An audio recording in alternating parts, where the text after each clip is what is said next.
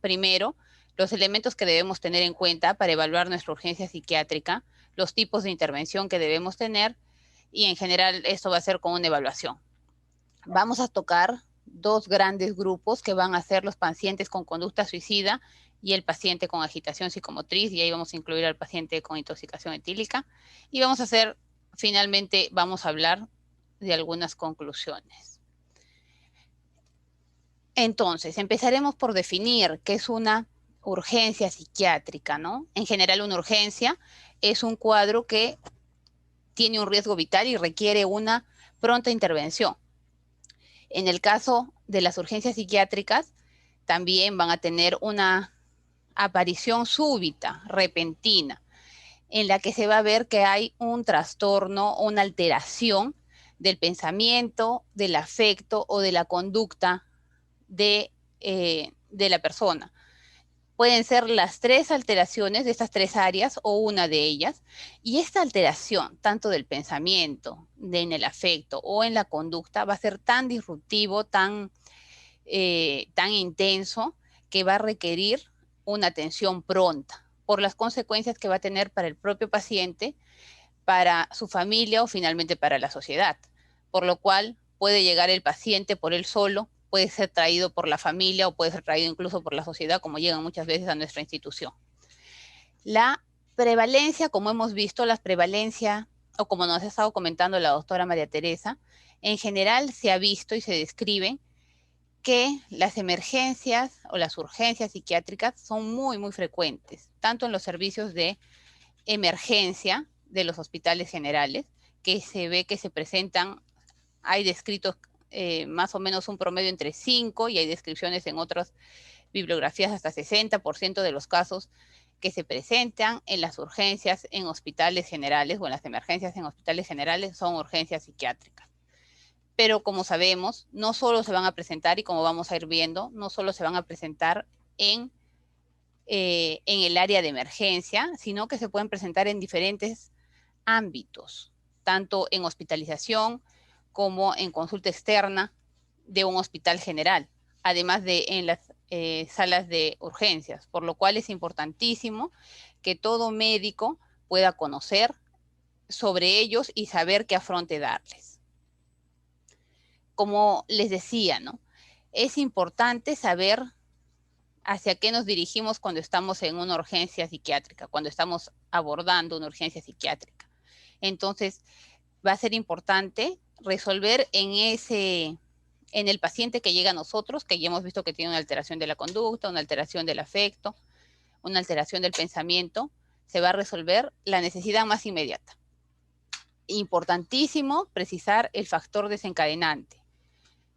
Entonces vamos a intervenir para prevenir recaídas, ¿cómo? Vinculándolo al paciente y a su familia con el equipo de salud, donde luego él va a tener que continuar sus atenciones. Importantísimo, entonces nuestra atención va a estar dirigida hacia esto, a resolver la necesidad más inmediata, precisar el factor desencadenante, que es muy importante, y lo cual, como vamos a ir viendo, va a determinar qué acción terapéutica vamos a llevar o vamos a tomar, y vincular a nuestro paciente para que a través de la vinculación con un sistema de atención de acuerdo al caso, a un servicio de psiquiatría o finalmente al hospital, a través de consulta externa o a través de una derivación directa al servicio de emergencias, pueda seguir sus atenciones más adelante. Entonces, como ya les había comentado, los trastornos psiquiátricos son frecuentes en los pacientes con patologías médicas, ¿no? Tanto ambulatorios como hospitalizados. Ya habíamos comentado que en el contexto del Hospital General, ya les decía, la aparición de síntomas psiquiátricos como resultado de enfermedades físicas. La presencia de un trastorno psiquiátrico puede producir síntomas físicos además. Por ejemplo, en el primer caso, la aparición de síntomas psiquiátricos como resultado de enfermedades, no sé si a alguno se le ocurre alguna, o no se le ocurre, se acuerda de alguna enfermedad. Demencia. Por ejemplo, entonces vamos a tener síntomas psiquiátricos como resultado de una enfermedad física, digámoslo así, una enfermedad neurológica. La presencia de un trastorno psiquiátrico puede producir además síntomas físicos. Por ejemplo, ya ustedes que ya están cerrando casi el curso de psiquiatría, ya todo esto lo saben, esto es un repaso. Un repaso y sobre todo vamos a profundizar en estos aspectos que de repente no se han tocado antes, pero en general la mayoría de ustedes ya lo conocen, porque ya han llevado casi todo el curso de psiquiatría. ¿Qué síntomas físicos o qué trastorno psiquiátrico puede producir síntomas físicos en mayor cantidad? ¿Alguien se anima a participar? Ataques de pánico. Ansiedad. Exacto, la ansiedad, los ataques de pánico. Van a haber muchísimos síntomas físicos que van a obligar muchas veces a nuestros pacientes a acudir por emergencia, pudiendo confundir esta patología con un trastorno cardíaco o una enfermedad cardíaca. Y la coexistencia de los trastornos psiquiátricos y enfermedades orgánicas. Nuestros pacientes con diagnósticos psiquiátricos también tienen enfermedades orgánicas, entonces es importante de todas maneras tener eso en cuenta y evaluar integralmente a todos nuestros pacientes que llegan por emergencia. Como les decía, es importantísimo conocer los elementos que vamos a tener nosotros en el caso de una urgencia psiquiátrica. Va a llegar nuestro paciente, que viene, como les decía, voluntariamente o es traído por alguien, por su familia o por vecinos, que llega con el cuadro, con toda la sintomatología, a la cual nosotros debemos hacer una evaluación integral para poder finalmente llegar a un diagnóstico y darle un buen tratamiento.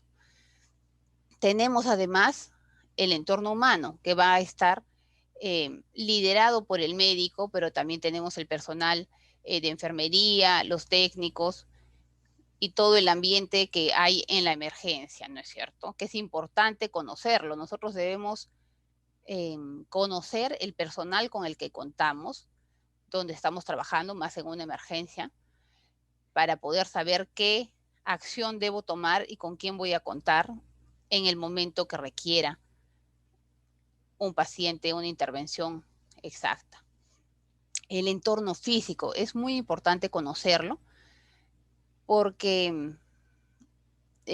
no sé si alguno ha llegado a ir de repente al Noguchi, deben haber ido ustedes a emergencias, no sé si cuántos han tenido la oportunidad de visitar consultorios de psiquiatría en general, pero es muy importante conocer con qué elementos tiene la persona alrededor, el médico, y en general los elementos que puedan haber en la sala de emergencias. ¿Por qué es importante? Porque nuestro paciente puede llegar en un estado de agitación psicomotriz, puede llegar teniendo una conducta o ideas suicidas y, por ejemplo, en el caso del paciente con agitación psicomotriz, algunos de los elementos que podrían estar en el consultorio puede incluso usarlos para dañarnos por la sintomatología, por la psicopatología que podría tener nuestro paciente. Por ejemplo, en esta diapositiva les he puesto este consultorio al lado del cuadradito que dice entorno físico, en el cual, como ven, hay muchos elementos, ¿no?, que podrían ser utilizados de forma, en un caso de un paciente con psicopatología que está desconfiado, que piensa que le van a hacer daño, que incluso puede incluir al médico evaluador dentro de este cuadro, que cree que su familia quiere hacerle daño y por eso están trayéndolo, y que esta persona además quiere hacerle daño, que no lo conoce y dice que es un médico, podría usar cualquiera de estos elementos en contra del médico, por lo cual es importante, y en general verán en las emergencias psiquiátricas también, que hay muy pocos elementos en el ambiente. En general incluso se recomienda hasta sillas de plástico que pueden ser mucho más fácilmente manipuladas y pueden dañar menos al personal en general. Y todos estos elementos, el entorno físico, el entorno humano con el que contamos, el paciente que acude a nosotros, va a requerir de la atención del médico, que van a ser ustedes, que tienen que tener la capacitación correspondiente, la pericia, y que de todas maneras va a determinar, va a influir la personalidad de ustedes, además de la pericia y sus conocimientos, en poder dar un tratamiento oportuno a los pacientes que van a acudir a nuestras emergencias. ¿Qué necesitamos entonces para nosotros poder intervenir de la mejor forma en nuestros pacientes? Como ya lo mencionábamos, es importante que se haga una evaluación completa. Nuestros pacientes, como ya habíamos mencionado, gran cantidad de ellos pueden venir por síntomas físicos y en general deberíamos nosotros pensar y descartar en primer lugar una causa orgánica antes de pensar en primer lugar que es una patología funcional o una patología psiquiátrica. Y para ello, nuestro mejor recurso es una evaluación completa. Nuestros pacientes llegan y si es que ya contamos con una historia clínica previa, es importante revisarla y poder tener los datos a la mano. Si no, es importante hacer una historia clínica lo más completa que se pueda, con la colaboración del paciente si es que es el caso. Hacer un examen mental completo. Si es que el paciente no está colaborador o no se encuentra en condiciones para poderlo evaluar, es importante tomar datos de los familiares o acompañantes. Luego, cuando el paciente esté y se pueda, esté más colaborador, podremos tomar algunos datos además con él, ¿no? Es importante, después de esta primera parte, también poder tomar y tener en cuenta todas las funciones vitales de nuestro paciente, que va a ser importantísimo evaluarlas. Y además, de acuerdo a los datos que vayamos obteniendo y para descartar, como les decía, un trastorno orgánico, debemos tomar exámenes auxiliares, debemos tomar exámenes toxicológicos, incluso imágenes, para poder llegar finalmente y poder descartar o diagnosticar, como habíamos visto en los pasos, definir exactamente la etiología que está causando este cuadro que estamos nosotros viendo y de acuerdo a eso podemos dar un tratamiento mucho más exacto. Entonces es importante tener muy en cuenta estos pasos. Acá les voy a decir de forma más general los tipos de intervención que tenemos para las urgencias psiquiátricas, que es muy importante. Es importante conocer que la primera aproximación que debemos tener a nuestro paciente debe ser una intervención verbal, una aproximación verbal. Darle a nuestro paciente la información precisa, información clara, ponerle límites, siendo empático, pero siendo firme, comprensivo, persuasivo, sobre lo que se espera de él en este ambiente y los límites que se va a tener y se va a respetar en él. El paciente debe saber que es cierto, de acuerdo también al grado de cada paciente, ¿no? Entonces, al dejar claro y explícito, el paciente ya conoce, a pesar del cuadro psicopatológico, lo que, en qué nos estamos enmarcando.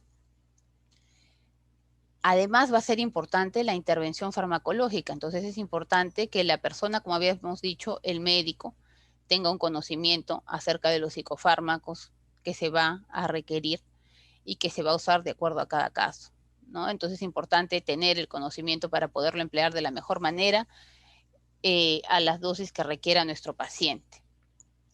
En muchos casos, nuestros pacientes, por el cuadro y por la sintomatología que tienen, va a ser más difícil incluso poder continuar nuestra evaluación, como habíamos visto, poder tomar mayores datos, poder tomarle las funciones vitales o poder sacarle algunos exámenes auxiliares más. En ese caso, vamos a requerir muchas veces la intervención física, que va a ser contención mecánica, que debe ser liderado por el médico. Debe tener además personas, los técnicos de enfermería, que puedan ayudarlos para poder restringir al paciente físicamente, para poderle colocar la medicación parenteral y que el paciente pueda, después de la intervención farmacológica y con la ayuda de la intervención física, poder menguar el cuadro por el que viene. Igual, cuando se procede a una contención mecánica que debe estar, como les decía, liderado por el médico. El médico debe dirigir al equipo, al grupo, que se va a contener al paciente. Los técnicos deben estar en los 4 miembros del paciente, deben sujetarlo, como ven ahí, acá hay como una camilla para llevarlo, sino en la cama, que tienen algunos dispositivos especiales o algunas bandas para poderlo sujetar. Y el médico dirige, pero no se involucra físicamente en el acto en sí de la contención mecánica. Igual después de ello y con la aplicación de la intervención farmacológica, porque es complementario. Y si el paciente está calmado, después de la intervención física, se va a monitorizar las funciones vitales del paciente cada 30 minutos, y si el paciente está tranquilo, se debe retirar la intervención física.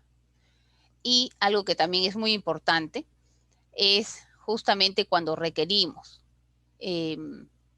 Muchas veces nuestros pacientes que están en agitación psicomotriz o que ingresan y ya los notamos que están un poco inquietos y que primero se puede llamar al personal técnico o pueden intervenir, regresa el médico con un técnico además, puede ser suficiente para que el paciente se pueda calmar, pero muchas veces no va a ser suficiente y vamos a tener que pasar, como les decía, a la intervención física o a la intervención farmacológica. Entonces es importante saber por eso con quién contamos en los servicios de emergencia, conocer al personal, que el personal conozca las técnicas para poder contener al paciente.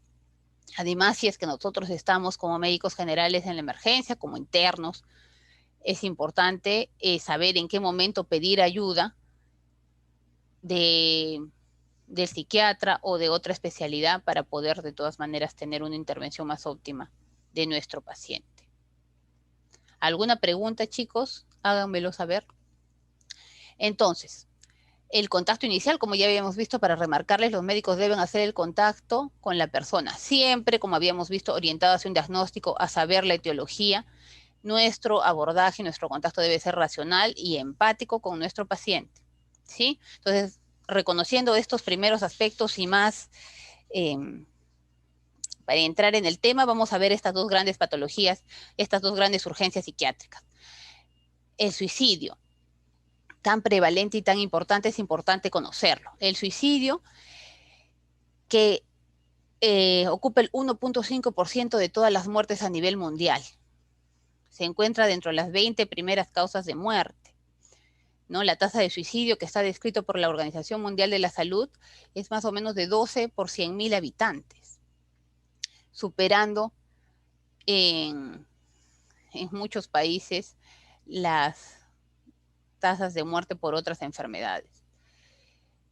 788.000 personas, casi 800.000 personas, de acuerdo a un reporte de la Organización Mundial de la Salud del 2015, murieron por suicidio en el mundo. Nótese la gran cantidad, 800.000 personas en el año 2015. Si pensamos que casi 800.000 personas murieron por suicidio en el mundo, y si sabemos que por cada suicidio consumado se describen aproximadamente de 10 a 20 intentos suicidas, podemos acercarnos a la magnitud de presentación o de frecuencia con lo que esto ocurre en el mundo, y que va a ser muy frecuente que podamos verlo en los servicios de emergencia de cualquier hospital. Aproximadamente el 40% de los pacientes con intentos suicidas no acuden a una atención médica. Y es también importante mencionar que el suicidio puede ocurrir en cualquier etapa de la vida.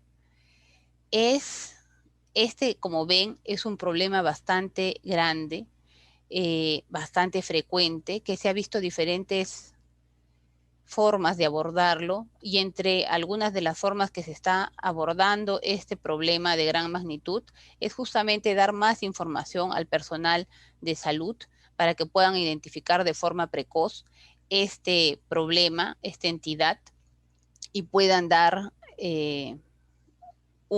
encauzar bien a la persona para que pueda recibir un tratamiento. Es la segunda causa de muerte entre las personas de 15 y 29 años a nivel mundial. El 78% de los suicidios globales ocurren en países con ingresos bajos y medianos, como es el nuestro. El 80-90% de las personas que cometieron suicidio han tenido contacto con médicos del primer nivel de atención el año previo. Este es un dato que se repite y se describe en diferentes literaturas, en diferentes artículos publicados a nivel mundial, por lo cual es tan importante que los médicos del primer nivel de atención, los médicos generales, sepan sobre este tema, sepan identificar y puedan derivar de la mejor forma a estos pacientes. El 25 al 30% de las personas que consumaron suicidio tuvieron contacto con un psiquiatra. Como pueden ver, la mayor cantidad de personas han tenido contacto con los sistemas de salud, con el primer nivel de atención, con médicos generales. La mayoría no han tenido contacto el año previo, los meses previos con un psiquiatra. Por eso es tan importante que ustedes sepan sobre este tema y sepan derivar bien, identifiquen y deriven al paciente, ¿no? Como les decía, en general esta patología, la conducta y la autoagresión van a cubrir el 15% de las urgencias psiquiátricas. Quiero enseñarles acá un video que no sé si se podrá escuchar. Esperemos que sí, si no, me avisan. No, no se escucha, Mari. Tienes que... Pero todavía no han hablado. Ah, ya. ¿Se escucha? No. Ya. Pero no importa, lo importante es que lo puedan ver, porque es cortito, solo para que tengan una idea. Lo que podrías hacer es, por si acaso, dejar de compartir pantalla, volver a compartir y ahí abajo hay un botoncito que dice compartir sonido. Allá, a ver. Comparte pantalla y ahí abajo en la mano izquierda hay un botón, un cuadradito que dice... Compartir sonido de la computadora. Exacto. Ya, perfecto, a ver. A ver, vamos a regresar. Ya. A ver, para que escuchen. Solo vamos a verlo un ratito para que tengan una idea. Un vistazo para entrar en el tema. Igual acá tienen, lo pueden buscar luego en YouTube para que vean estos videos tan buenos que tiene el MHGAP. ¿Sí se escucha? Sí, sí se escucha. Alguien ayude a mi hija, por favor. ¿Hay alguien aquí? Les ruego, por favor, ayúdenos. ¿Hay alguien aquí? Por aquí, pasen. Mi Pasen. hija está sangrando. Él no vale la pena, mi cielo. Suficiente, Miriam. Hablaremos luego de esto. Está sangrando. ¿Dónde está el doctor? ¿Cuál es su nombre? Se llama Nadia. Nadia, ¿me oyes? Nadia, ¿me oyes? ¿Puedo ver tu brazo? ¿Puedes mover tus dedos? ¿Puedo retirarte la banda? Tranquila, tranquila. Tienes un corte profundo, pero los vasos sanguíneos están bien. Creo que vas a necesitar varios puntos. Es mejor si el doctor te revisa. Ya. Entonces, la idea era, chicos, que vean un poco lo que ocurre en una sala de emergencias. No sé si algunos ya han rotado por ahí y han podido ver casos similares. No es poco frecuente que lleguen nuestros pacientes o pacientes con este cuadro, con conducta suicida, bueno, lo dejo así.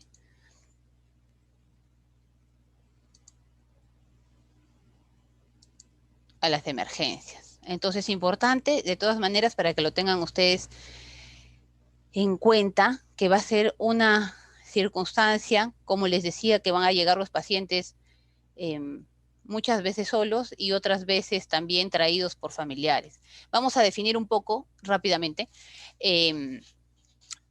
Vamos a tener en cuenta algunas definiciones en relación a este cuadro, ¿no?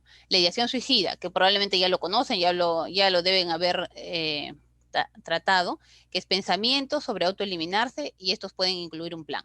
Esto es muy frecuente en los pacientes, como vamos a ir viendo, que presentan este cuadro, y que ustedes tienen que buscarlo cuando llega nuestro paciente, como han visto el caso de esta paciente. El intento suicida es cuando ya ha habido un comportamiento y el individuo se ha causado una lesión y no ha sido fatal.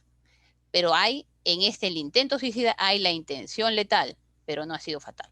El suicidio consumado, finalmente la conducta que lleva al desenlace letal, fatal. La amenaza suicida es la verbalización, ¿no?, de un pensamiento sobre autoeliminarse, que el fin es un cambio del medio ambiente, ¿no? Hacer pensar a otros que la persona tiene una intención letal. Por ejemplo, decirle, si tú me dejas, le dice la pareja al enamorado, entonces yo me voy a matar. Esa es una amenaza suicida. Esto además viene con otras cosas que lo vamos a ir viendo y que están, por ejemplo, muy relacionadas a esto que les comento a personas o a algunos pacientes que pueden tener algunas características de personalidad. El gesto suicida ya es un daño autoinfligido que también el propósito es no morir, ¿no? Pero igual provocar un cambio en el ambiente, que ya podría ser el caso anterior y acá ya se ha hecho finalmente un daño. Los pensamientos de autoagresión y la autoagresión no suicida son conductas que pueden tener, pensamientos y conductas que pueden tener nuestros pacientes que no han tenido ideas suicidas, que no tienen un fin suicida, pero que se han realizado nuestros pacientes. Por ejemplo, nuestros pacientes que pueden tener trastornos de personalidad límite, con el fin, muchas veces, como habrán visto ya en trastornos de personalidad, de aliviar un malestar que tienen. La prevalencia del suicidio a 12 meses es el 2% de ideación suicida, ¿no? Y la prevalencia de vida, o sea, el porcentaje de personas que van a tener idea suicida a lo largo de su vida es 9 de cada 100 personas. Entonces es importante y vamos a ir viendo en qué casos hacer las preguntas en los pacientes que llegan. Vemos acá este es también de un informe del 2015 de la Organización Mundial de la Salud en el que nos demuestra las altas tasas de suicidio. Vemos en azul los países con mayores ingresos y en celeste los que tienen menos ingresos. Miren la frecuencia de presentación, como se describe, vamos a mencionar más adelante. A mayor edad, en general, sobre todo en los países pero lo que está descrito es que a mayor edad los intentos son menos frecuentes y el suicidio es mucho más frecuente. Han crecido muchísimo en edades más jóvenes los intentos, la tentativa de suicidio y muchas veces lamentablemente el suicidio consumado también. Acá tenemos otras estadísticas en las cuales podemos ver la frecuencia de suicidio de acuerdo a sexo. Miren estas tasas tan altas en Europa, aquí en África, acá en general comparando los pacientes de ingresos, los países, de ingresos más altos y los de ingresos más bajos, ¿no? Recordar que en el Perú, cada 22 minutos alguien intenta quitarse la vida en Lima. Y como vamos a ver, la causa principal y está de dos pacientes que han cometido suicidio, uno probablemente se deba a depresión. La mayor parte de pacientes, la mayor parte de personas que cometen suicidio, si se hace una evaluación, se podría haber diagnosticado un trastorno psiquiátrico en la mayoría. Entonces es importantísimo hacer una buena evaluación. Para eso es importante, cuando llega nuestro paciente de emergencia, tener en cuenta varios factores. Como hemos visto, puede tener el paciente, como hemos visto en la imagen, en el video, y tenemos que evaluar nosotros si es que este es constituye un pedido de ayuda o hay además de eso, una intención letal real del paciente. Para eso tenemos que tomar en cuenta y evaluar los factores de riesgo que pueda tener el paciente y los factores protectores. ¿Qué debemos conocer? Sobre todo los factores de riesgo, vamos a tener en cuenta que, como probablemente ustedes ya conocen, está el suicidio mucho más relacionado al sexo masculino, casi 4 veces más que en las mujeres. Y el intento o ideación suicida, sobre todo el intento, está más relacionado con el sexo femenino. ¿Por qué la diferencia? Porque en general los hombres escogen muchas veces métodos mucho más violentos, como ahorcamiento, uso de armas de fuego, que pueden llevar a resultados mucho más fatales o la precipitación. En la edad, como ya les había comentado, en general está descrito que a mayor edad va a haber mucho más riesgo de suicidio, suicidio consumado, alta correlación positiva entre riesgo suicida y edad. En la raza está descrito que en general la raza blanca tiene 2 a 3 veces más probabilidades de morir por suicidio que los afroamericanos o los latinos. En la religión, habrán visto ustedes y conocemos todos que en general los protestantes y los judíos tienen tasas muchísimo más altas de suicidio, porque de alguna forma están incluso fomentadas o de alguna forma permitidas por la religión, a diferencia de la religión católica. El estado civil está descrito que sobre todo las personas que no tienen vínculos o que han perdido vínculos, como los divorciados, los viudos, tienen muchísimo más riesgo, así como los solteros. Los casados no. En el contexto familiar, las personas que tienen familias caóticas, con mucho más problemas en la familia, que no son estables, que no constituyen un apoyo, van a tener más riesgo de suicidio. En relación al empleo, el alto nivel social está relacionado a mayor cantidad de suicidio. El desempleo, la pérdida del empleo o tener una estabilidad o conflictos laborales también está relacionado a mayor cantidad de suicidios o tiene mayor riesgo, ¿no?, de poder finalmente hacer, como les decía, cometer un acto suicida.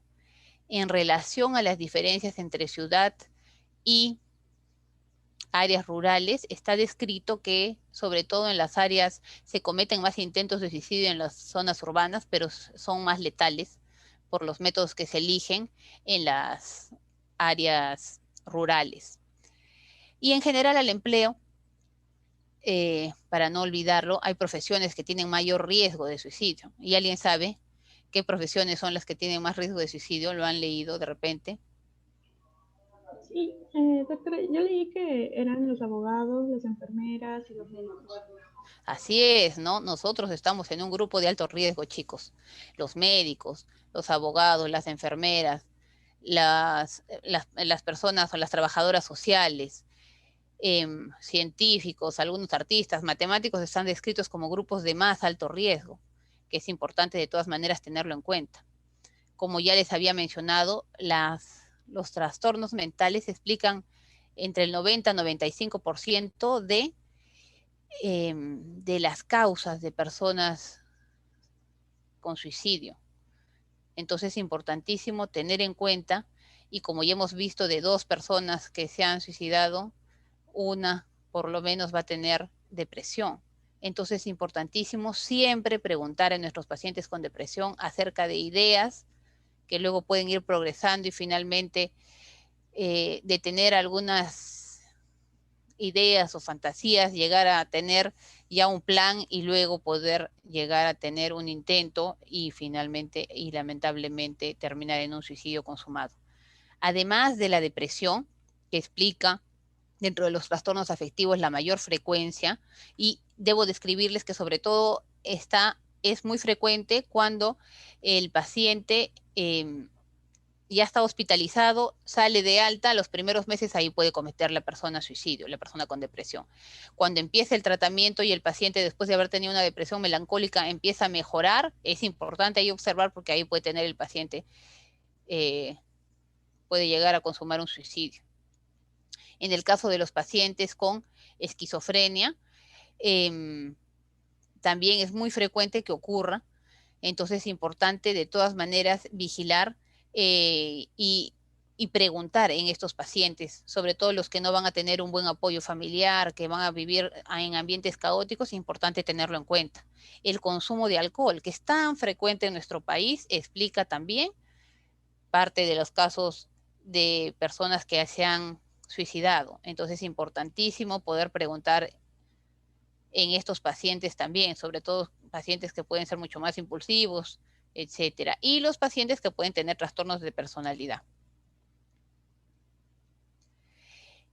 Otros factores de riesgo importante van a ser algunas enfermedades médicas que van a tener mayor riesgo de suicidio, ¿no? Dentro de las enfermedades neurológicas estamos viendo, son varias, la esclerosis múltiple, la corea de Huntington van a tener mayor riesgo. Las enfermedades cardiovasculares, enfermedades reumatológicas, enfermedades gastrointestinales, el cáncer, sobre todo de cara, de cuello, tiene más alto riesgo, o sea, es un factor de riesgo para suicidio mayor. Las enfermedades renales, como la enfermedad renal crónica, que ya está inclusive los pacientes en diálisis, ¿no? Las infecciones, como por ejemplo el VIH, las enfermedades respiratorias, vemos que en general en todas las patologías, en las diferentes especialidades, hay un riesgo de acuerdo a que el paciente pueda haber perdido mayor funcionalidad, pueda tener más dolor, pueda tener mayor discapacidad, por lo cual es importante evaluar siempre a nuestros pacientes desde la especialidad que estemos. Otra vez recordarles que el riesgo de realizar finalmente un acto suicida en los pacientes o en las personas que tienen trastornos mentales es altísimo, por lo cual, si es que nosotros sabemos que quien está viniendo por la emergencia es un paciente que ya tenía un cuadro psiquiátrico y ahora viene por un intento suicida, tenemos que tener muchísimo más cuidado. La persona con depresión tiene 20 veces más riesgo de poder hacer finalmente un intento suicida o tiene más riesgo de suicidio. La persona con esquizofrenia 12 veces más. La persona dependiente de alcohol 9 veces más. Y las personas que tienen trastorno límite de personalidad tienen 7 o 8 veces más riesgo de realizar y consumar un acto suicida que la población en general. Aquí tenemos otra tabla que nos habla de lo que hemos venido revisando. Sexo masculino, edad joven, en algunos casos edad avanzada y soltero vivir solo, que va finalmente intentos de suicidio anteriores. Esto es algo bien importante. Una de las características más importantes relacionadas y que es un factor de riesgo más importante es haber tenido intentos de suicidio previos. Esta es la característica más importante en relación a valorar el riesgo de un paciente que acude a nosotros en este momento en emergencia por un acto suicidio. Historia familiar de suicidio, antecedente de abuso de sustancias, porque los pacientes pueden ser muchas veces impulsivos y algunas características de personalidad los pueden poner más en riesgo. La desesperanza es también una característica muy asociada a los pacientes que tienen depresión, que puede hacer que esta finalmente termine por decantar de una ideación a finalmente un acto suicida. La psicosis, ansiedad, enfermedades físicas concomitantes como hemos visto y la depresión grave. Aquí tenemos, bueno, para recordarles los factores de riesgo, igual, las enfermedades mentales, que ya ha tenido intentos de suicidio previas, en personas adultas, en personas jóvenes también algunas características como estamos viendo y experiencias traumáticas fuertes como nos mencionaba la doctora. Este estudio se los quiero mencionar rapidito en relación a, es un estudio que se ha tomado en el Perú desde el 2004 al 2013, en el cual se ven justamente las características que hemos mencionado. Sexo masculino predominante, entre 20 y 29 años ha sido la mayor cantidad de personas que han consumado suicidio, y el método escogido ha sido un método como envenenamiento, que es un método agresivo, ¿no? Sobre todo, como habíamos dicho, ha sido más casos en la sierra. En relación a ocupación, acá no vemos mayor distinción entre uno y otro, y acá en el estado civil sí el soltero ha sido mucho más alto, ¿no? Importante para que veamos todo esto que lo estamos mencionando en la teoría, también reflejado en las tasas de acá, en el país, en este estudio. Acá tenemos, además de evaluar los factores de riesgo, es importante tener en cuenta y preguntar acerca de los factores protectores de nuestros pacientes. Acá mencionamos algunos: las habilidades de resolución de problemas que puedan tener, la confianza en uno mismo, las habilidades sociales que pueda tener, las habilidades de poder entablar o interrelacionarse con otras personas, ¿no? La flexibilidad cognitiva, mayor rigidez va a ser más difícil o va a constituir un factor de riesgo. Los hijos, sobre todo la presencia de niños en el hogar, es un factor protector. excluyendo los casos de depresión posparto y psicosis posparto. Calidad de apoyo familiar y social, ¿no? Que finalmente constituye una red de soporte para nuestro paciente. La integración social que pueda tener, la religión y espiritualidad y valores positivos, como en el caso de la religión católica que condena el suicidio, la adopción de valores culturales tradicionales, y bueno, finalmente un tratamiento integral que deben tener los pacientes cuando tienen una enfermedad física y mental. También se ha descrito que el embarazo es un factor protector, a pesar que hay algunos estudios en países desarrollados que nos muestran algunos otros datos, pero en general en la mayor parte de acá en el país constituye, está descrito como un factor protector, y la satisfacción con la propia vida, ¿no? Es importante tener en cuenta entonces estos factores y los factores de riesgo para que nosotros podamos evaluar a nuestro paciente. ¿Sí? Recuerden, chicos, por favor, que todos los intentos o amenazas de suicidio deben ser tomados seriamente. Así puedan producir en el personal médico sentimientos diferentes y variados. Es importante que los tomen ustedes en cuenta. La contratransferencia, muchas veces en algunos tipos de paciente que pueda tener el médico, es importante reconocerla, pero es importantísimo que ustedes le den atención a estos pacientes. Como ya hemos visto, muchísimos de los pacientes les han comentado antes al médico acerca de su idea suicida o sobre ideas o planes suicidas. Incluso muchos les han comentado a familiares y muchos no se les ha prestado atención. Entonces es importantísimo prestar atención y indagar más en estos pacientes. ¿Qué debemos nosotros de todas maneras garantizar para poder tener una evaluación integral de nuestro paciente, para poder entrevistarlo? Garantizar la intimidad para poder nosotros conversar con el paciente y poder recopilar los datos a través de nuestra historia, de una entrevista completa, tomar las funciones biológicas y lo que hemos visto. No se debe tener miedo a interrogar a los pacientes sobre pensamientos o conductas suicidas. Hay muchos mitos que nos hablan acerca de que si nosotros preguntamos al paciente por ideas o pensamientos suicidas, nosotros estamos poniéndole en la mente estas ideas. Falso, porque está demostrado que en países que se ha optimizado la educación al personal médico sobre esta entidad, a mayor conocimiento disminuyen las tasas suicidas, porque va a haber más identificación y mayor tratamiento. Importante ofrecer ayuda de manera empática y no crítica al paciente, y se debe además incluir a la familia y amigos significativos en suministrar la información. Es importante, chicos, que en los casos de alto riesgo, ya hemos evaluado a nuestros pacientes, hemos visto nuestros factores de riesgo, nuestros factores protectores, no deben ustedes asumir solos la responsabilidad. Deben además informar, obviamente cuando ustedes tengan información, tienen que informarlo al médico y tienen al médico que está a su cargo, si no, igual ustedes tienen que compartir esta información con los familiares para poder hacer finalmente un tratamiento de forma conjunta, ¿no? Ya les dije, no debe formularse críticas ni juicios. La actitud del médico siempre debe transmitirle esperanza. Hay que ser empáticos con el paciente.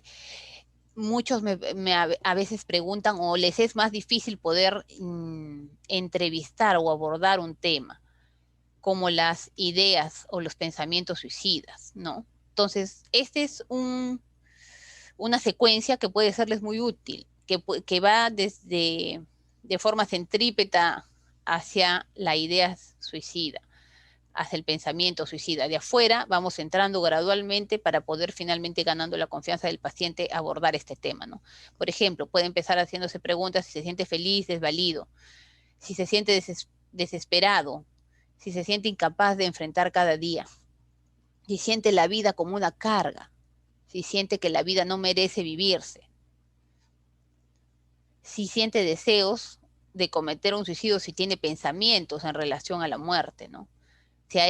Luego vamos adentrándonos en ello, se ha hecho planes para terminar con su vida. Si es que ha hecho planes de terminar de su vida, ¿cuáles son? ¿Cómo lo planea hacer? Además de eso, es muy importante luego de saber que sí ha tenido ideas, que tiene un plan, saber si es que está a su alcance esto que él planea hacer. si además ya está y tiene una fecha programada para hacerlo, y qué lo ha detenido hasta el momento para no hacerlo. Que eso finalmente ahí estaríamos preguntando sobre los factores protectores, ¿no? Entonces es importantísimo tener, este es un modelo, pueden hacerse otras preguntas, variarse, pero es importante, este es un ejemplo. Entonces podrían variarse, pero es importantísimo tocar todas estas partes muy importantes. La idea es que podamos saber y de acuerdo a la disponibilidad de ellas podamos determinar si es que hay mayor riesgo suicida o menor. Si es más grave o si es algo moderado o leve. Entonces acá tenemos un cuadro, resumen, y que además nos habla del tratamiento, que es muy importante, yo creo que puede ser muy clarificador, ¿no? En las autoagresiones o comportamientos suicidas. En general hemos hablado de los pacientes con depresión, que está muy relacionada a la desesperanza, y que en pacientes también con depresión, con dependencia al alcohol, pueden ya haber tenido un intento suicida previo. Entonces, en estos casos, que los pacientes ya hemos visto que tienen más riesgo, que tienen depresión, que tienen consumo de alcohol y que han tenido un intento suicida previo, que todos nos hablan acerca de factores de riesgo bastante importantes y que llega por el intento suicida, hay que evaluar el riesgo suicida y si confluyen estos o si tiene muchos factores de riesgo además identificados, lo más probable es que nuestro paciente requiera una hospitalización. Si es que no encontramos muchos factores de riesgo, probablemente puede y además hay un buen soporte familiar, probablemente podríamos vincularlo con una atención muy pronta con un psiquiatra. En caso de estrés agudo, trastornos de adaptación, como puede ser ahora que está ocurriendo con mucho más frecuencia, o en impulsividad, ¿no? Los trastornos del control de impulsos, muchas veces va a haber además alguna enfermedad subyacente. Entonces, importante pensar en una intervención psicoterapéutica. Y en este caso nosotros brindaremos al paciente benzodiazepinas, ácido valproico.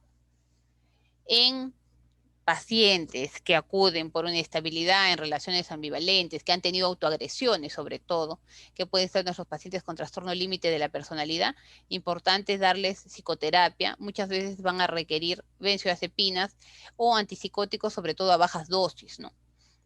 El ácido valproico también va a ser un aliado en estos casos para poder lograr una menor variabilidad anímica en nuestros pacientes y en el caso de pacientes que tengan retardo mental o que tengan otros comportamientos, por ejemplo, estereotipados, pueden tener autoagresiones repetidas. Entonces, en ellos, de todas maneras, hay que protegerlos contra futuros daños, hay que vincularlos, en todos los casos, al sistema de salud y atenciones prontas. Van a requerir algunos benzodiazepinas, ácido valproico o incluso uso de antipsicóticos, pero con precaución. Importante tener en cuenta que para hospitalizar a nuestro paciente, y hemos visto la falta de redes sociales de apoyo, una historia de impulsividad y planes concretos para un acto suicida, planes concretos y ya incluso haber tenido o tener el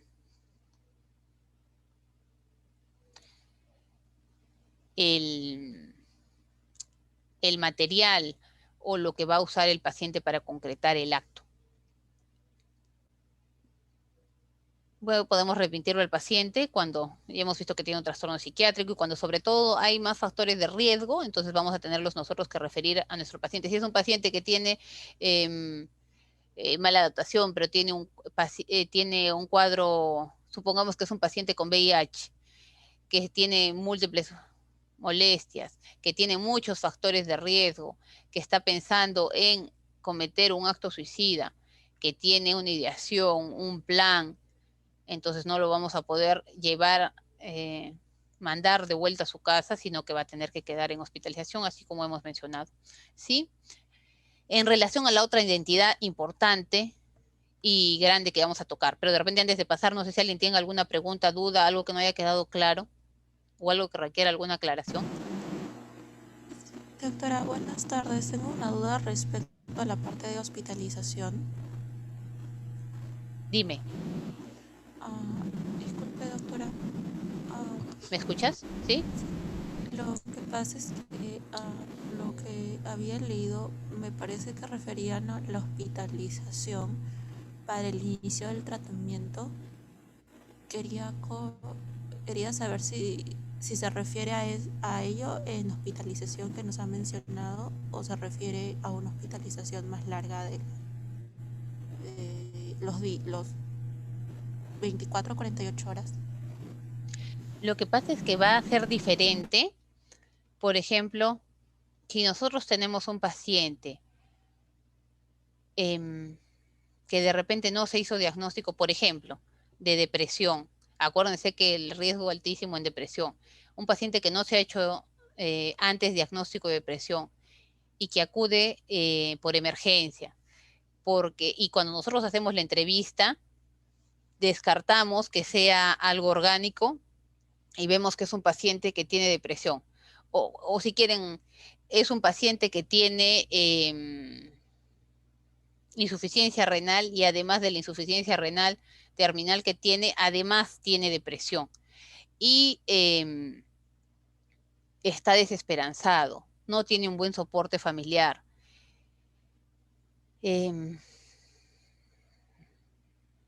Es mayor, de repente incluso adulto mayor, y vemos que su esposa ha fallecido hace no mucho tiempo. Vamos sumando, ¿no es cierto?, los factores de riesgo, los factores protectores también no hay muchos por sumar. Entonces vemos que el riesgo es altísimo en este paciente, que incluso nos cuenta que puede ya tener o que puede ya haber planeado comprar un arma en estos días y está terminando de juntar el dinero. Entonces en este paciente probablemente no lo vamos a dejar que se vaya a su casa. Se va a quedar hospitalizado y vamos a requerir empezarle un tratamiento para la depresión, y si es que es una depresión tan melancólica, de repente incluso, y en muchos casos, estos pacientes con una ideación suicida tan marcada van a requerir usar incluso la terapia electroconvulsiva. Entonces el paciente se va a quedar hospitalizado para empezarle tratamiento. Es cierto, la menor cantidad de tiempo, pero la cantidad suficiente en que remita esta ideación suicida, porque el paciente en esas condiciones no se va a poder ir a su casa. Es cierto que van a haber muchas circunstancias de repente en que el paciente sí se quiera quedar, pero van a haber otras en las que el paciente no se va a querer quedar y vamos nosotros a tener que recurrir, a pesar de eso, de repente a llamar a una autoridad para finalmente explicar las razones por las cuales está en riesgo la vida de nuestro paciente y se necesita quedar, porque es demasiado riesgo que se vuelva a ir a su casa con todos estos factores de riesgo y tampoco factores protectores. Entonces, de acuerdo al caso, si tiene mucho más factores de riesgo, va a ser necesaria la hospitalización. Entonces, si se va a empezar un tratamiento antidepresivo, se va a requerir un tiempo de acuerdo a cada caso para que se pueda dar. Igual, si es el caso que les mencionaba y tiene todo esto, igual hay que hacerle antes de poder hacer la terapia electroconvulsiva, que es una terapia buena y que va a ser supervisada. Hay que hacer una evaluación integral de su salud física y cómo está en ese momento para ver si va a tolerar la intervención. Si no, de repente va a tener que quedar un poco más de tiempo mientras vaya respondiendo a un antidepresivo que lo ayude a estar mejor, más tranquilo. De repente, además hay que agregarle, si es que es una depresión muy intensa y pueda tener síntomas psicóticos, habrá que agregarle un antipsicótico, de acuerdo al caso. No sé si ha respondido a tu pregunta, Lindsay. Doctora, disculpe, creo que voy a tratar de ser un poquito más, me ha orientado bastante, doctora, gracias, pero creo que voy a tratar de ser un poquito más específica para ver si nos estamos entendiendo. Es que en la guía de MINSA leí que decía que, bueno, en la guía del Perú de manejo del suicidio leí que decía internamiento, literalmente era internamiento de 24 a 48 horas. Si es que, como usted dice, presenta factores adversos, no se cumplían los criterios para ambulatorio. Y lo que estoy entendiendo con lo que me dice es de que se pueden quedar hasta más de 48 horas, dependiendo del caso. Sí. Si es que necesitas un paciente, porque ustedes saben que un paciente con depresión no va a remitir la depresión y puede no remitir las ideas suicidas si están relacionadas al cuadro de desesperanza y al cuadro depresivo en general, no van a cambiar con la medicación en 24 o 48 horas. Si es que es el caso que sí, por ejemplo, los pacientes con trastorno límite de la personalidad que pueden tener muchas veces después de un evento estresante, pueden tener un gesto suicida, un intento suicida. Entonces muchas veces requieren una intervención psicofarmacológica y con eso van a estar más tranquilas y se pueden ir 24 o 48 horas después a su casa. Pero en muchos pacientes con una intención suicida que vamos a ver que está relacionada a depresión van a requerir más tiempo, ¿no? Es de acuerdo a la evaluación de cada caso.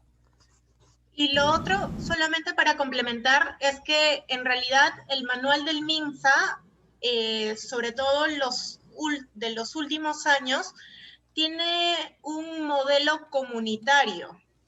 Y el modelo comunitario, digamos, está en contra muchas veces de la hospitalización.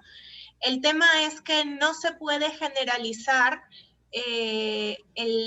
este tipo de intervenciones que bien Lindsay lo ha comentado, de que podrían ser la mejor situación, pero en otros contextos. Lamentablemente el modelo comunitario del Ministerio de Salud peruano está tomando como ejemplo el modelo comunitario de Chile y de España, en donde hay dispositivos que hacen que las hospitalizaciones breves sean breves porque hay un manejo de seguimiento recontra muy bueno, recontra muy bueno. O sea, citas próximas, y psiquiatras disponibles, y otros métodos de contención y personal que va de la comunidad, personal capacitado en salud mental que va, cosa que lamentablemente no hay acá, y ojalá que el próximo gobierno lo logre, pero ahorita no hay, ¿no? Entonces sí es importante tenerlo en cuenta. Aparte, algo que no les he dicho y que justo también es importantísimo, Lindsay, es que acá les estoy dando pautas muy generales, pero en general cada uno, o sea, hay que personalizar el tratamiento a cada caso, porque puede ser este paciente, como vemos en general nosotros día a día, que de acuerdo a puede ser una persona con depresión, pero puede tener algunas características de personalidad que va a ser muy diferente que otra persona con depresión con otras características de personalidad. Entonces, de acuerdo a eso, nosotros vamos a tener que ir, por ejemplo, si es una persona con depresión que además tiene trastorno límite de la personalidad, va a ser diferente nuestro manejo que una persona con depresión que tiene un trastorno de dependencia o que tiene rasgos de dependencia de la personalidad. Entonces, eso es bien importante y eso hay que tenerlo en cuenta. Ahora, ¿qué deberían ustedes recordarse? Porque no sé cuántos vayan a querer ser psiquiatras, si son la mayoría excelente, pero no sé. Yo al menos en los grupos que han rotado conmigo, no muchos me han dicho que quieran ser psiquiatras, pero la idea es que en términos generales ustedes identifiquen y si ven mayores factores de riesgo, no los manden a su casa, los dejen o los deriven a un psiquiatra. Que ustedes identifiquen y los derivan a un psiquiatra de emergencia, eso es suficiente. Porque lo más probable es que ustedes, si están en un centro de salud lejano, muy lejano, no se van a quedar con el paciente, lo tienen que derivar a un lugar donde se pueda hospitalizar, porque no se va a hospitalizar en una posta lejana, si están en su serum. Y si están en un hospital general, igual habrá un psiquiatra. Entonces lo derivarán al psiquiatra, pero ustedes ya saben que ese paciente no lo pueden mandar a su casa. Eso es lo que ustedes tienen que saber. No lo voy a mandar a su casa, sino lo voy a mandar con el psiquiatra, y el psiquiatra va a terminar de evaluarlo y lo hospitalizará, verá, de acuerdo a cada caso personalizará y verá qué es lo más conveniente. Perfecto, creo que ahora con sí eso se entendió. Mari, son 3:10 por si acaso. Ya, entonces vamos a correr con el otro tema para que no nos falte el tiempo. Bueno, la agitación psicomotriz. Como ustedes ya saben, y probablemente ya lo han comentado en las otras clases, vamos a empezar definiéndole, la agitación psicomotriz es una actividad motora exagerada, ¿no? Que finalmente puede llegar a desorganizarse y asociarse a exaltación, excitabilidad y finalmente puede terminar en agresión. El DSM-5 lo va a definir como una actividad, como su nombre lo dice, ¿no? La actividad, la psicomotricidad cada vez va a ir aumentando. Es un cuadro en el cual esto va a ir increciendo, va a ir aumentando gradualmente.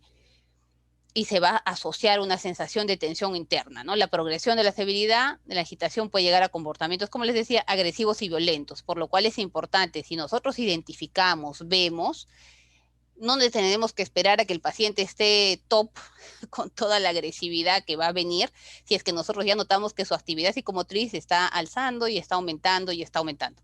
Para esto les he traído justamente este caso que quiero que miren. Este es un paciente y una estudiante de medicina.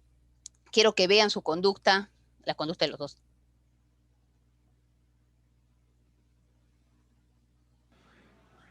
Noten la conducta de él.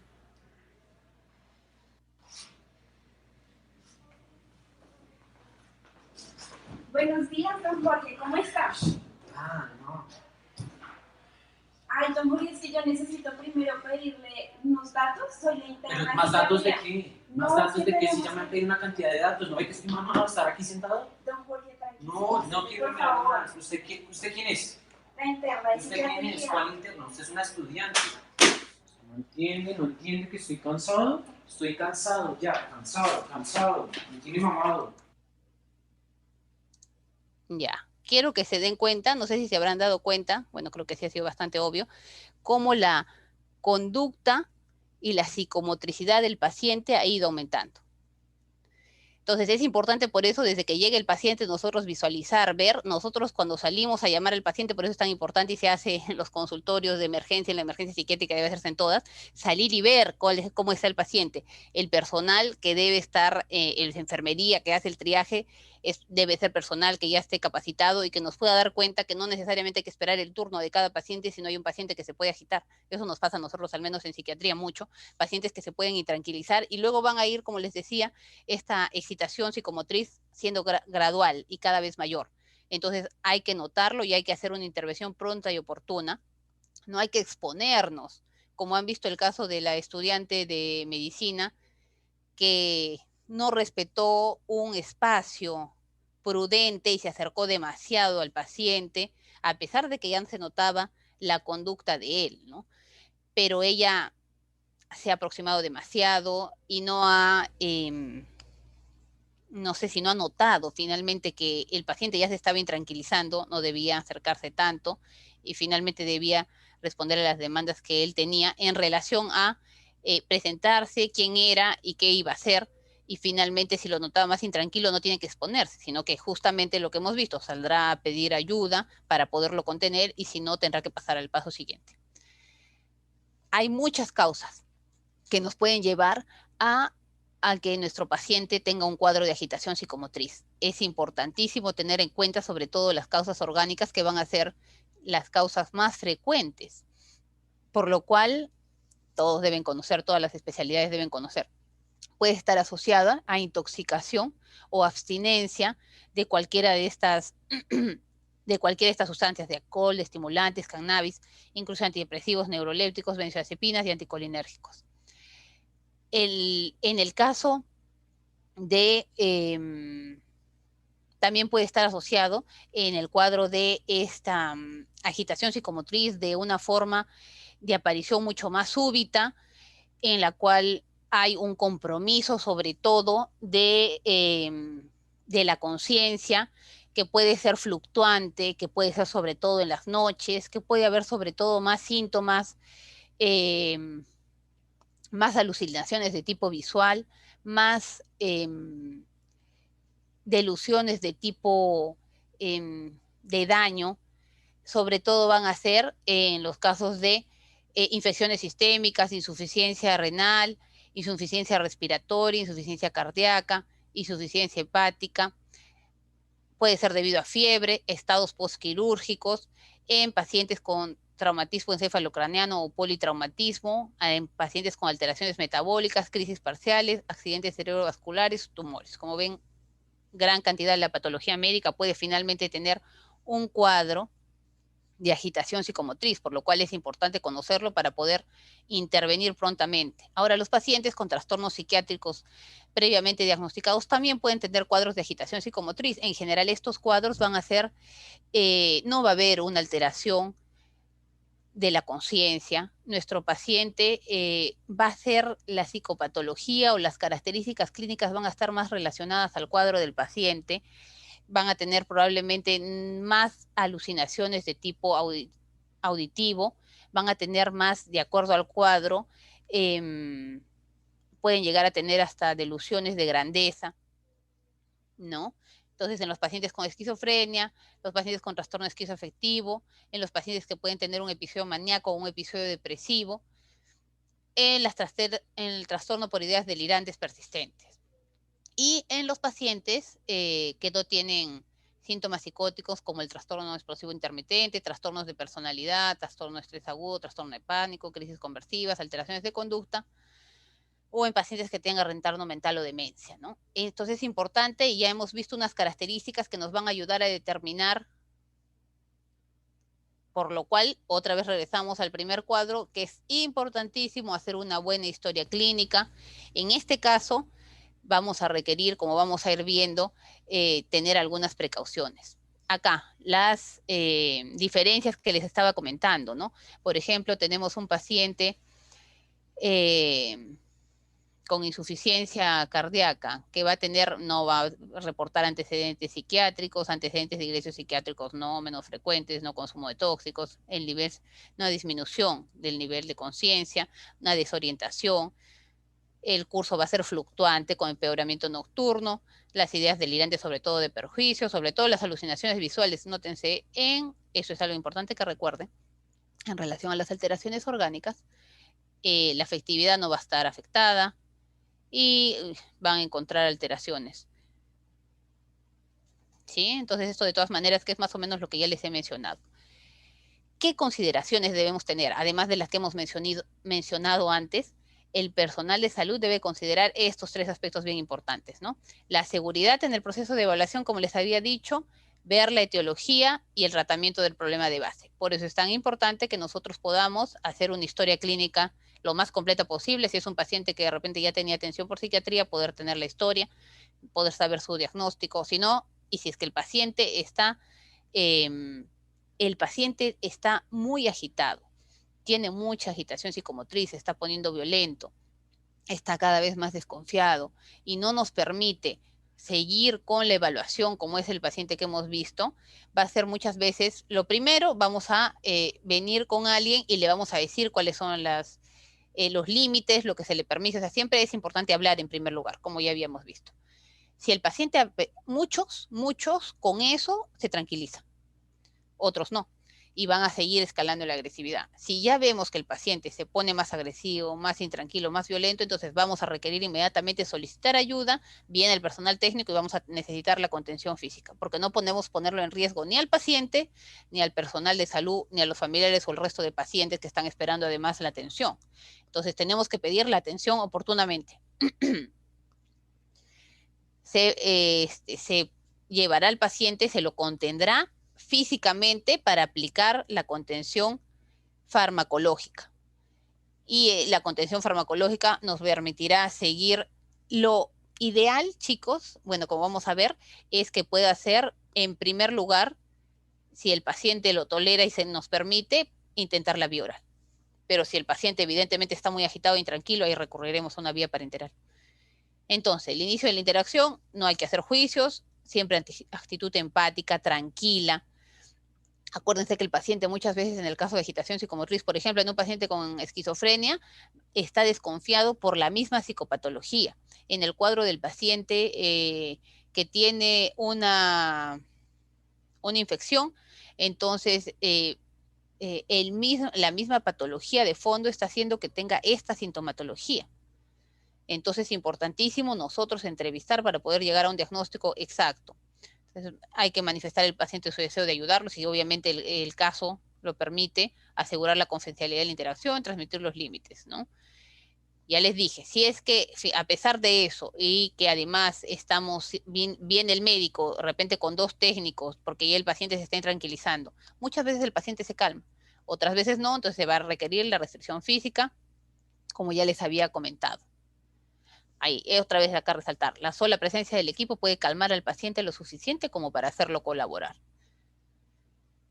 El tratamiento, en el caso de nuestros pacientes. El tratamiento va a ser de acuerdo a cada caso, ¿no? Si es que es un paciente con, si está el paciente muy agitado, va a requerir probablemente para poder seguir el procedimiento en primera opción, bueno, de acuerdo a cada caso, vamos a ver si requiere una benzodiazepina o un antipsicótico y primero probar la vía oral, si es que no, la vía parenteral. Hay que identificar las causas, es importantísimo identificar las causas para de acuerdo a eso poder dar el tratamiento. Sobre todo han visto que la mayor cantidad de cuadros de agitación psicomotriz se van a presentar en los hospitales generales en pacientes que tienen enfermedades médicas y que están descompensados, pacientes que tienen delirio, pacientes que hemos visto los diferentes estados que pueden tener. Hay que reevaluar siempre el estado físico y mental del paciente una vez que ha desaparecido el proceso de intoxicación, en el caso de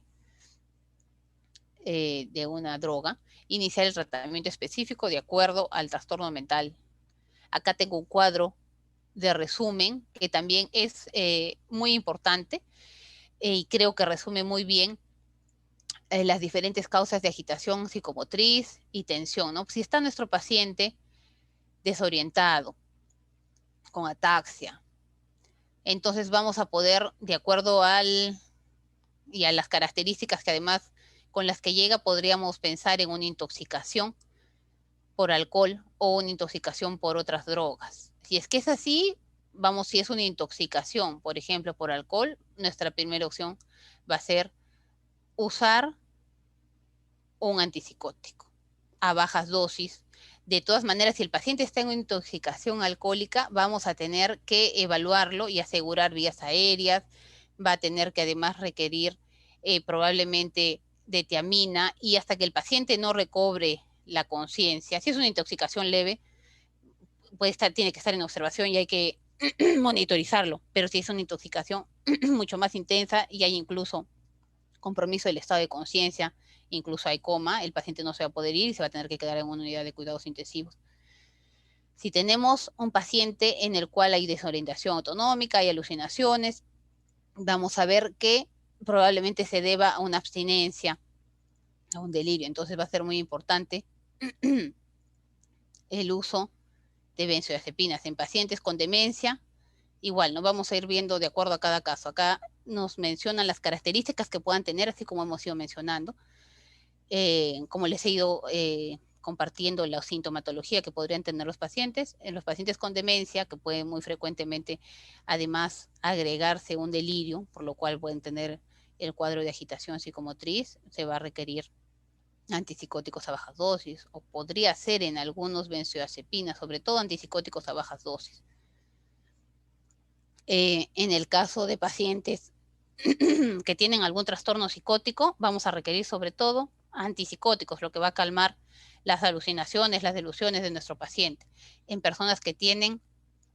nuestros pacientes que tienen manía, vamos a requerir, como ya lo hemos visto y seguro ya les han dicho, uso de estabilizadores del ánimo, puede ser el litio, el ácido valproico. Muchas veces cuando llega en un estado de agitación psicomotriz, cuando están en la manía, además va a ser antipsicótico que nos va a ayudar prontamente a calmar al paciente y una benzodiazepina. En los pacientes que están deprimidos pero llegan por una agitación psicomotriz, además de los antidepresivos que necesitamos darles, va a haber que sedarlos y hay que darles benzodiazepinas y va a haberle que dar en muchas ocasiones antidepresivos a bajas dosis. Los pacientes con trastorno de pánico que van a llegar por la emergencia, que pueden llegar a ser un cuadro de agitación psicomotriz, intranquilidad, por las sensaciones que ya conocemos, la taquicardia, la opresión en el pecho, la disnea, las parestesias, el dolor de cabeza, la sensación de náuseas, mareos, la sensación de sentir que me estoy muriendo, que me salgo, que ya no siento que soy la misma persona que antes, que ya me estoy volviendo loco, eso puede llevar a cualquiera de nuestros pacientes a buscar atención por servicios de urgencias y a tener agitación psicomotriz. Entonces nosotros en este caso debemos en todos los casos de agitación psicomotriz, en primer lugar, pensar y descartar una patología orgánica. Por eso tenemos que hacer todo nuestro examen, como hemos visto, y tenemos que pedir todas las pruebas de laboratorio que sean necesarias para poder hacer este descarte. ¿Sí? Acá vamos a requerir una intervención psicoterapéutica de todas maneras. se va a, importantísimo que ustedes les digan, tengan en cuenta, que hay que validar al paciente, no hay que decirle, señor, usted no tiene nada, entonces váyase a su casa. No, ustedes tienen que tener en cuenta que si el paciente llega es porque el paciente está sufriendo, porque él ha pensado que tenía un ataque cardíaco, que tenía un infarto y que se iba a morir. Esa es la misma sensación que cuando da un infarto el que tiene nuestro paciente. Entonces, ustedes le harán todas las pruebas para descartarle y luego lo ideal sería que le expliquen que a pesar de que ha tenido todo esto, ha salido negativo y que lo más probable es que tenga un ataque, un ataque de pánico y que necesita, además, por eso ustedes lo tienen que enlazar con su sistema de atención. Lo derivan al centro de salud mental comunitario idealmente, si no lo derivan a un área de psiquiatría de su hospital o a otro hospital, para que el paciente siga con sus atenciones y no esté viniendo frecuentemente porque solamente le tratan eso y lo mandan a su casa. Y bueno, acá los pacientes con acaticia que van a necesitar anticolinérgicos, benzodiazepinas, metabloqueadores, ¿no? Esto es bien importante de todas maneras, chicos, que lo tengan en cuenta. Es un cuadro resumen. Aquí, ustedes esto ya también lo han visto.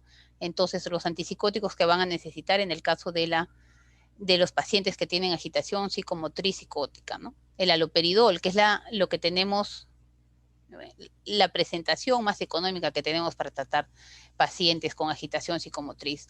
Ahora, ciprasidona también hay, es mucho más cara, pero sería una opción también. Otras opciones, además del haloperidol, se puede usar diazepam endovenoso, que puede ser complementario en los casos que el paciente esté muy intranquilo, y además que ayude para sedarlo y que el paciente se tranquilice. Otras opciones, acuérdense que siempre deben pensar si es que el paciente, cuando ustedes, al ponerle los límites, el paciente se tranquiliza y tolera y acepta la vía oral, siempre deben pensar tu primera oferta debe ser una medicación vía oral. Si por las características clínicas del paciente no se puede, entonces recién pensarán en la vía parenteral. La risperidona buscodispersable, la olanzapina buscodispersable son otras dos muy buenas opciones. Sí, y ya para terminar, hacer un énfasis en el trastorno de pánico, como les decía, que es importante la relación que tengan con el paciente. Realizados los exámenes físicos y los resultados son negativos, debe mostrárseles, se trata de un problema psíquico, no orgánico, y no descalificar al paciente, que es cosa de su imaginación, que no tiene nada. Importante. Tampoco, y también es bien importante, y que pasa muchas veces, decirle, no, señor, no se preocupe, que eso no le volverá a pasar nunca.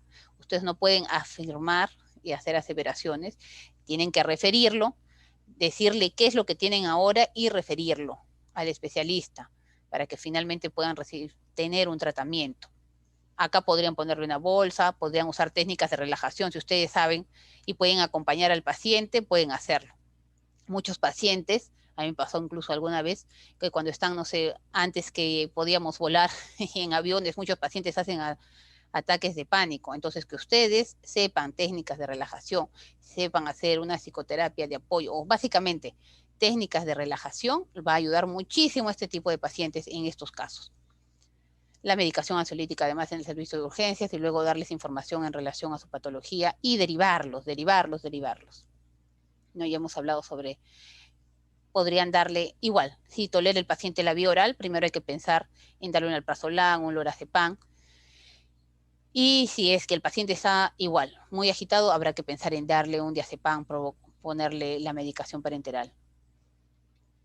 En los pacientes con intoxicación etílica, más agudo, crónica, como ya les había mencionado, pueden tener estas complicaciones, antes de que nos gane el tiempo, y es importantísimo, siempre no a los pacientes que llegan por intoxicación etílica, igual tienen ustedes que evaluarlos, si no los manden en la última camilla que duerman, tienen que evaluarlos, tienen que mantener la vía aérea permeable, tienen que hidratarlos de acuerdo a cada caso. Muchas veces van a necesitar un suero glucosado, hay que controlar sus líquidos, hacerle un balance hídrico, vigilar la posibilidad de regurgitación, porque lo mandan al paciente a dormir a la última camilla y luego cuando lo van a ver el paciente ya no está. O sea, no está porque se regurgitó, se aspiró y el paciente murió y nadie se dio cuenta. Entonces tienen que estarlo observando. Si el paciente llega más bien en agitación psicomotriz, será necesario ponerle un antipsicótico. Ya hemos dicho que si el paciente llega con un compromiso mayor de la conciencia o está en coma, va a tener que pasar a una sala de cuidados intensivos y darle un tratamiento mucho más específico. Igual, acuérdense, si es que es un paciente consumidor de alcohol crónico y ha dejado de consumir, es muy frecuente, ustedes ya saben que pueda tener complicaciones, pueda tener síndrome de abstinencia y pueda llegar hasta un delirio. Entonces, ustedes de todas maneras es importante que lo tengan en cuenta y que le den un tratamiento si es que llegara este paciente a la emergencia. Pensar en benzodiazepinas. Una muy buena opción, ¿cuál es? ¿Quién me dice? Sobre todo en este tipo de pacientes con consumo crónico de alcohol. ¿Quién sabe? ¿Nadie? Ya se acaba el tiempo. Nadie sabe, no lo puedo creer. Pero bueno, una muy buena opción es una benzodiazepina que no se da, que no va a dañar, no es que no vaya a dañar, que no va a transitar o va a transcurrir por el hígado y que en el hígado de nuestro paciente que ya está bastante afectado, ¿no? Entonces el lorazepam es una muy buena opción. La tiamina que le vamos a dar para evitar, ¿quién me dice? Que ya han hecho este tema, o sea que esto no es nada nuevo para ustedes, incluso han expuesto. ¿Por qué le damos tiamina a nuestro paciente? Consumidor de alcohol, con un síndrome de abstinencia. ¿Alguien que hable? No escriban porque no los puedo leer. Nutricional, por deficiencias nutricionales. Síndrome de... Claro, porque en ese momento, o sea, porque algo que necesitas más urgente es para evitar el síndrome de Wernicke-Korsakoff, ¿no? Entonces le van a dar tiamina, en algunos casos incluso ácido fólico, hay que hidratarlos, el consejo nutricional y derivarlo a psiquiatría. Si no quieren que el paciente esté regresando y si quieren que el paciente sobreviva, por favor, trátenlos y derívenlos. Derívenlos al servicio de psiquiatría para que puedan recibir un óptimo tratamiento y ya no estén regresando a la emergencia y estas personas finalmente que sufren y sufren mucho puedan tener un tratamiento que lo necesitan y que a veces no lo van a encontrar y no van a ir a un hospital psiquiátrico por el estigma que tienen no solo los pacientes, sino incluso los médicos. Entonces ustedes están ahí en la instancia de salud que estén y pueden derivarlos para que estas personas tengan una mejor calidad de vida. Perfecto. Entonces, bueno, ya hemos hablado de la importancia de las urgencias psiquiátricas y espero que les haya quedado claro. Si no, háganme las preguntas porque ya no hay mucho tiempo. Creo que he quedado en el tiempo justamente. Sí, claro, Mari. Muchas gracias. ¿Alguna pregunta para un minuto de alguno de los presentes, chicos? Creo que ha quedado muy claro el tema de que estas urgencias que son catalogadas como psiquiátricas, sobre todo en hospitales generales, tenemos que descartar si es que la causa es orgánica, ante todo, si es que ustedes tienen a un paciente con ira contenida, es decir, como que notan que está a punto de explotar mismo el increíble Hulk, tengan un espacio como para no invadirlo y no sean agredidos. O sea, experiencias hay múltiples de nosotros. Incluso mi primera guardia en la residencia fue jalada de cabello de una paciente. Mira, yo con alumnos de la San Martín, que tuvimos un paciente, el primer año creo que fueron al Noguchi, y la paciente se agitó. Entonces yo me paré y la paciente estaba muy tranquila. Chicos, salgan. Entonces yo me paré y salí y volteo y los chicos seguían mirando a la paciente y no se habían movido un centímetro. Entonces no tienen que esperar a que les caiga el golpe. La idea es que ustedes como personal de salud tienen que ponerse a buen resguardo para ustedes dar las indicaciones y para que no le dé un golpe a la enfermera, le dé un golpe al técnico y luego se quedan ustedes con el paciente. ¿Qué van a hacer? Corren. No, la idea es que ustedes prevean eso y actúen antes de que les caiga el golpe y antes de que estén ustedes en riesgo y todo el personal y todas las personas que puedan estar ahí, ¿no? Entonces tienen que prestar atención a sus miedos.